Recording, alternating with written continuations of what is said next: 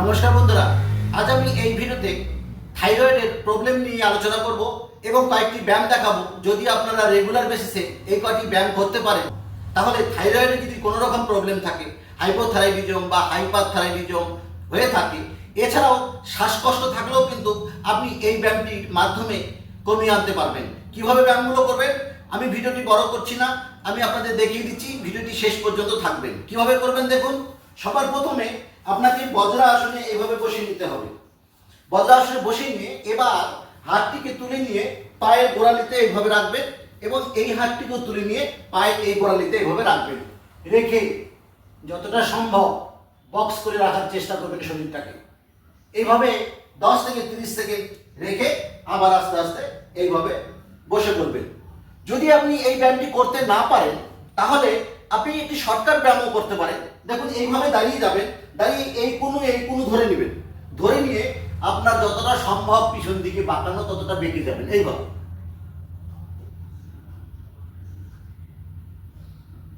বেশি বাঁকার দরকার নেই, আপনাদের যতটুকু হয় ততটুকুই করবেন এবং 10 থেকে 30 সেকেন্ড ধরে রাখবেন।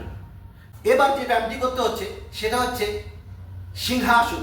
সিংহাসন কিভাবে করে, এইভাবে পাটিকে রেখে দিবেন, পায়ের বুড়া আঙুলগুলো কাছাকাছি রাখবেন, এইভাবে হাতটিকে দিয়ে গলাটিকে টান টান করে রাখবেন। টান টান করে সিংহ যেভাবে গর্জন করে সেভাবে গর্জন করবেন। গলার মধ্যে কেঁপে কেঁপে কেঁপে কেঁপে একটা আওয়াজ করবেন, যেমন সিংহ ডাকে ঠিক সেভাবে। দেখুন, জিভটাকে লম্বা করে বার করতে হবে।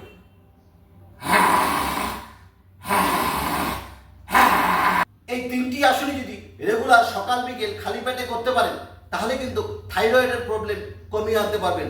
যাদের হাইপোথাইরয়েডিজম আছে তাদের নর্মালে নিয়ে আসবে, যাদের হাইপারথাইরয়েডিজম আছে তাদেরও নর্মালে নিয়ে আসবে।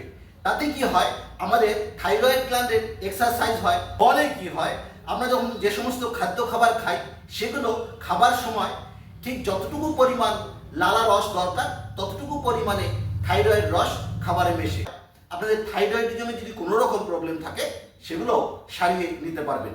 তবে ব্যায়ামগুলো রেগুলার বেসিসে করতে হবে। ভিডিওটি ভালো লাগলে অবশ্যই লাইক দিয়ে বন্ধুদের শেয়ার করে দিবেন।